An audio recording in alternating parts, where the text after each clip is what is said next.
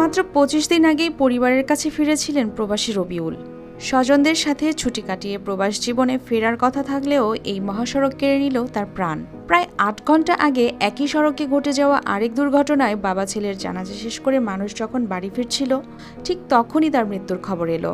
একই জায়গায় একের পর এক প্রাণহানিতে শোক আর আতঙ্কে রয়েছেন এলাকার মানুষ। তবে খুব দুর্ভাগ্যজনক, আজকে বাপ ছেলে দুজনের জানাজা পড়ি আসতে আবার শুনলাম একটা অ্যাক্সিডেন্ট হয়েছে। গেল ১ জুন বিকেলে চট্টগ্রাম খাগড়াছড়ি আঞ্চলিক মহাসড়কের নয়াবাজার এলাকায় ঘটে এ দুর্ঘটনা। জানা যায়, রবিউল বন্ধুদের সাথে মানিকছড়িতে বেড়াতে গিয়ে ফেরার পথে নয়াবাজার এলাকায় দ্রুত গতির একটি সিএনজি চালিত অটোরিকশাকে ওভারটেক করার চেষ্টা করেন। এ সময় নিয়ন্ত্রণ হারিয়ে তিনি সড়কে পড়ে যান এবং তখনই বিপরীত দিক থেকে আসা যাত্রীবাহী বাসের নিচে চাপা পড়লে ঘটনাস্থলেই তার মৃত্যু হয়। রবির গাড়িটা ছিলাম আমি, হঠাৎ একটা যে বাম পাশে ছিল, ডান পাশে কাটতে কাটতে হঠাৎ আমাদের বাইকের সাথে লেগে যায়। এদিকে ধাক্কা খেয়ে এদিক থেকে আসতেছিল এই বাসটা হঠাৎ বাসের চাকার সাথে রবির বাধা। এখানে বাসওয়ালার কোনো বিন্দু পরিমাণ কোনো দোষ নাই। দুর্ঘটনার পর স্থানীয়রা বাসটিকে আটকে রেখে পুলিশে খবর দিলে সেনাবাহিনী ও হাইওয়ে পুলিশ দ্রুত ঘটনাস্থলে পৌঁছে লাশ উদ্ধার করে সড়কে যান চলাচল স্বাভাবিক করে। এছাড়াও ঘটনার সত্যতা নিশ্চিত করে ফটিকছড়ি থানার পুলিশ জানিয়েছে, আইনি প্রক্রিয়া শেষে মরদেহ পরিবারের কাছে হস্তান্তর করা হবে।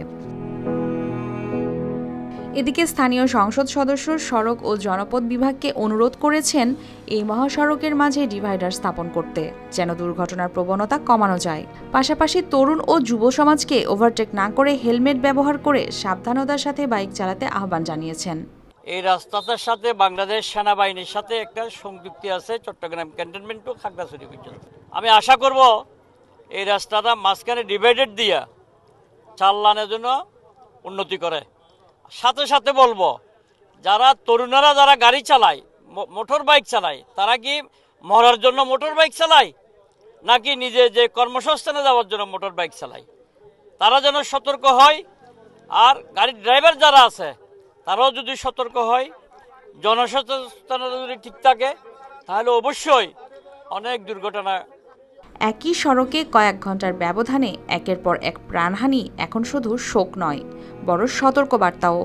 স্থানীয়দের দাবি, ঝুঁকিপূর্ণ ওভারটেকিং, বেপরোয়া গতি ও সড়ক নিরাপত্তার ঘাটতি রোধে এখনই কার্যকর ব্যবস্থা না নিলে এমন মৃত্যুর মিছিল চলতেই থাকবে। News desk, RTV।